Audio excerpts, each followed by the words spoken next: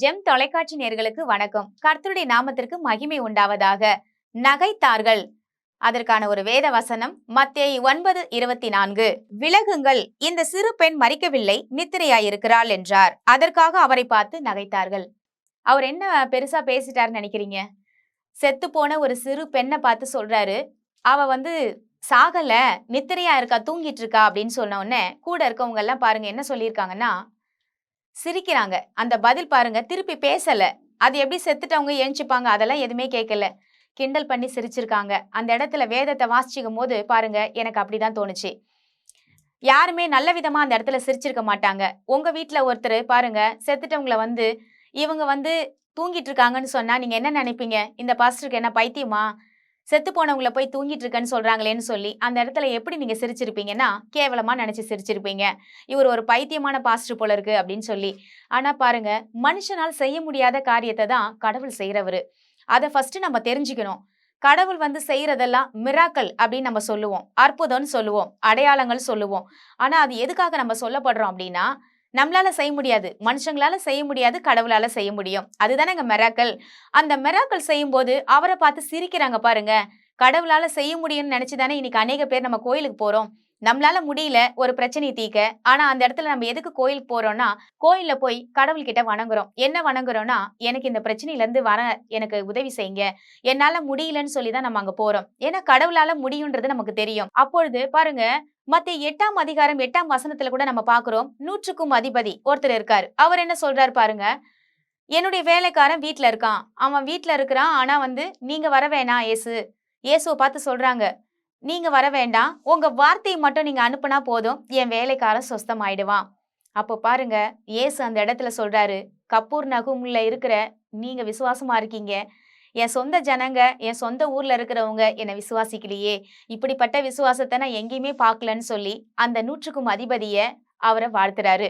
அப்போ அந்த இடத்துல நம்ம பார்க்கும்போது ஒவ்வொருத்தருடைய விசுவாசம் ஒரு ஒரு மாதிரி இருக்கு. இதே அதிகாரம் மத்தேயு 9:24 நம்ம இப்போ வாசிச்சோம். மத்தேயு 9:18 வாசிச்சு பார்த்தா தெரியும். அந்த சிறு பெண்ணினுடைய தகப்பன் வராரு, தலைவன் அப்படின்னு வருது அந்த இடத்துல. அப்போ அந்த தகப்பன் என்ன சொல்றாருன்னா, சிறு பெண் சிறுமி இப்பதான் இறந்துட்டா, ஆனா நீங்க கை வச்சா என் பொண்ணு பொழைச்சுக்குவா, வாங்க அப்படின்னு சொல்லி கூப்பிடுறாங்க. கூப்பிட்ட உடனே பாருங்க, இவர் சீஷரோட கூட்டிட்டு வந்துட்டு இருக்காரு.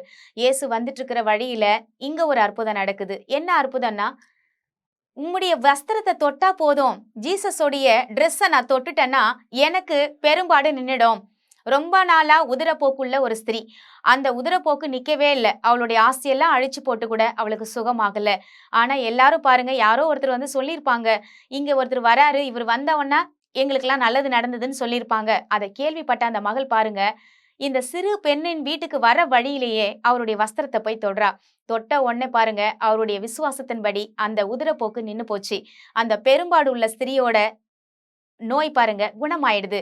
அப்போ அங்க ஒரு அற்புதம் நடக்குது. அவ எப்படி விசுவாசிச்சான்னா, வஸ்திரத்தை தொடணும்.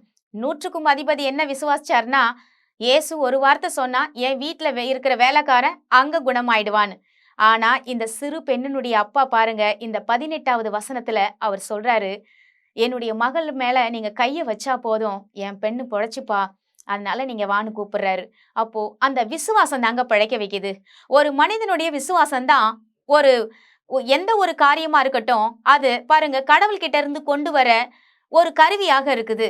அப்போ கடவுள் செய்யறத நம்ம பைத்தியக்காரத்தனன்னு சொல்ல முடியாது. நம்ம எது மேல விசுவாசம் வைக்கிறோம், அதுதான் மிக முக்கியமான காரியம். அப்போ இந்த இடத்துல இந்த 3 விஷயத்தை நம்ம பார்த்தோம். நகைத்தார்கள். எதுக்காக நகைக்கணும்? ஜீசஸ் செய்ய முடியாத காரியத்தை செய்யதான் இந்த உலகத்துக்கு வந்தாரு.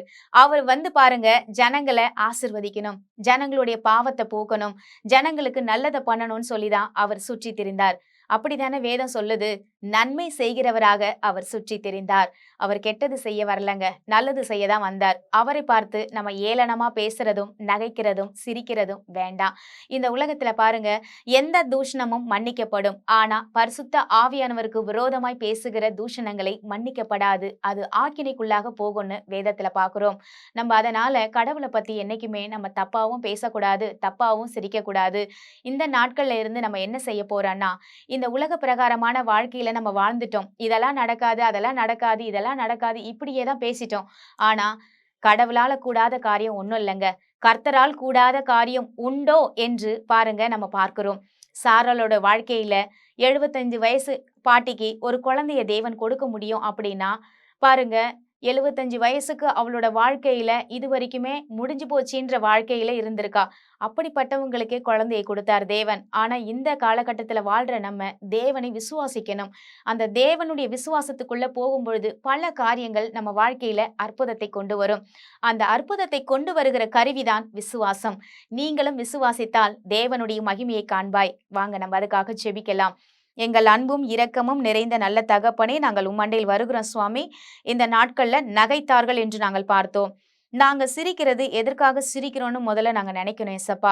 யாரையாவது பார்த்து இந்த கடவுள் தப்பு, அந்த கடவுள் தப்பு, இல்ல ஜீசஸ் இப்படி பண்ணாரா, அப்படி பண்ணாரா, நாங்க அதை பேச வரல ஏசப்பா. ஆண்டவரே, உம்முடைய கரத்துல நாங்கள் ஒப்பு கொடுக்கிறோம். நாங்கள் நகைக்கிறது எதுக்குன்னா மற்றவர்களை சந்தோஷப்படுத்த இருக்கணும் சுவாமி.